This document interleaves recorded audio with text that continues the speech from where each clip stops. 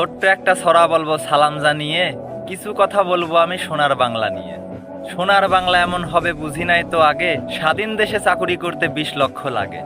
যোগ্য ছেলে যোগ্য মেয়ে ঘুরতেছে রাস্তায়, অযোগ্যরা চাকুরি করে টাকা লাগে না সস্তায়। গরিব মরে না খেয়ে নাই কারো মাথা ব্যথা, এই দুঃখ বলবো কোথায় আছে অন্তরে গাথা। আসল যোদ্ধার খবরই নাই নকলদের চলে কথা, নেতার মাথায় ছাতা ধরলেই পায় মুক্তি ভাতা। কি আর পেলাম স্বাধীন করে এই স্বাধীনের স্বাদ, চারিদিকে ছড়িয়ে আছে মানুষ মারার ফাঁদ।